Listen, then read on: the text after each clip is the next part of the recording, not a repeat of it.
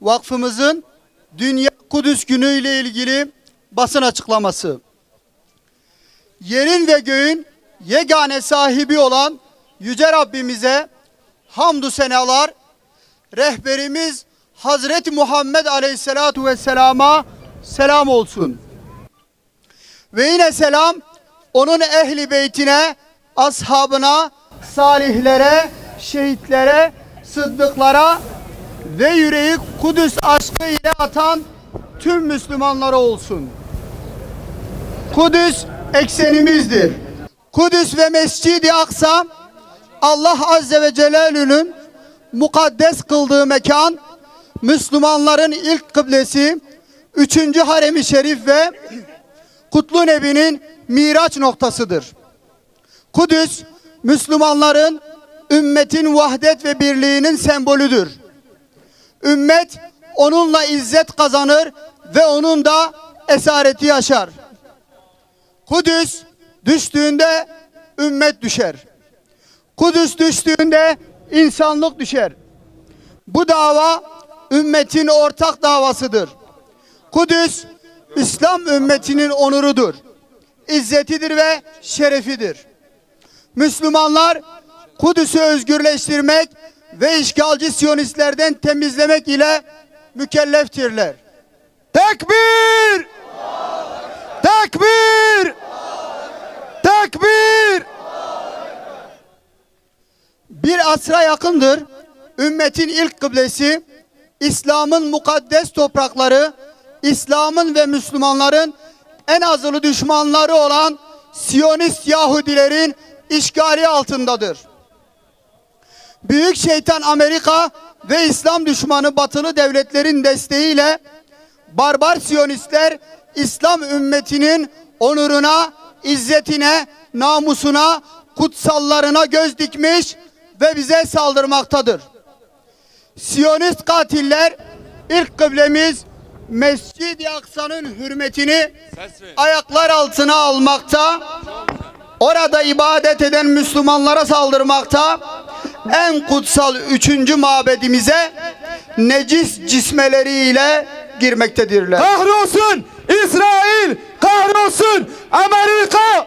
Kahrolsun İsrail, kahrolsun Amerika! Kahrolsun İsrail, kahrolsun Amerika! Her gün Kudüs'ten, Filistin'in diğer şehirlerinden gelen cinayet ve katliam görüntüleri ekranlara düşmekte. Siyonistler kadın, çocuk, genç, yaşlı dinlemeden mazlum Filistin halkını katletmektedir. Bu katiller sürüsüne dur denilmezse bugün Kudüs'ün esaret altında olması gibi yarın İstanbul, Tahran, İslamabad, Kahire, Mekke, Medine ve diğer İslam şehirleri de benzer tabloyla karşı karşıya kalacaktır. Müslüman uyuma, Kudüs'e sahip çık! Müslüman uyuma, Kudüs'e sahip çık! Müslüman uyuma, Kudüs'e sahip çık! Ey İslam ümmeti, ey Müslüman idareciler, ey İslam alimleri, kanaat önderleri, aydınlar, hürriyetlerine düşkün müminler, gözlerinizi açın. Ümmete emanet olarak bırakılmış olan bu mübarek topraklar için mücadele etmek sadece Filistin halkına bırakılacak bir sorumluluk değildir. Tüm ümmet yaşananlardan sorumludur ve Kudüs'ün yeniden fethinde gücü nispetince mesuliyet taşımaktadır. Filistinli Müslümanlar bütün İslam aleminin yükünü omuzladıklarından taşıyarak ümmetin izzetini korumaya çalışmaktadırlar. Bakınız aziz İslam kahramanlarının neler yaptıklarına. İntifada Siyonist işgalcilerin de kalbine dayandı. Artık sözde başkentlerinde bile Müslümanların kahredici direnişlerinden emin olmayan, sokaklarda korka korka dolaşan Siyonistler var. Allah'ın izniyle bu direniş şahlanıyor. Batı Şeria işgal altındaki 1948 toprakları ve bütün Filistin birer Gazze olma yolunda.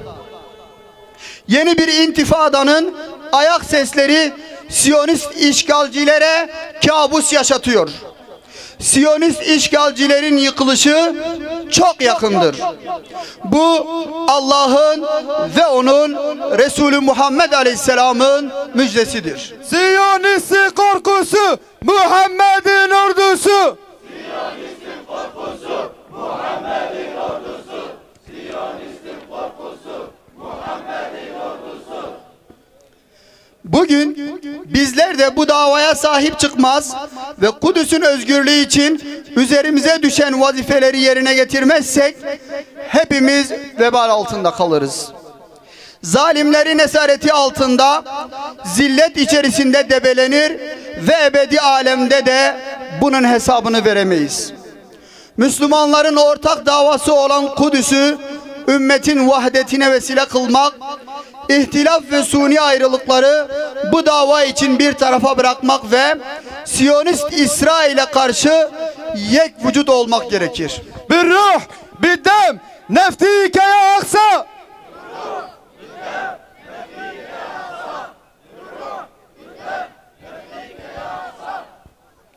Ümmet Kudüs'ü, Kudüs'te ümmeti özgürleştirecek.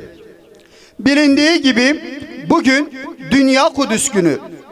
Bugün Müslümanların dünyanın dört bir tarafında meydanlara akın etmiş, Kudüs davası için bir araya gelmiş vaziyette. Bugün günlerden Kudüs, ümmet evlatlarının elleri Kudüs için duada. Yükselen haykırışlar bugün Kudüs için. Gün Kudüs için feryat etme, fedakarlık yapma, Kudüs davasını omuzlama, Kudüs için feda olma günüdür. Ümmetin özgürlük ve izzeti Kudüs'ün özgürlük ve izzetine bağlıdır çünkü. Gelin hangi millet, parti, tarikat, cemaat ve hareketten olursak olalım, vahdet ve uhuvvet içerisinde Allah'a dayanarak Kudüs'ün düşmanlarına karşı mücadele edelim. Kudüs bizimdir, bizim kalacak.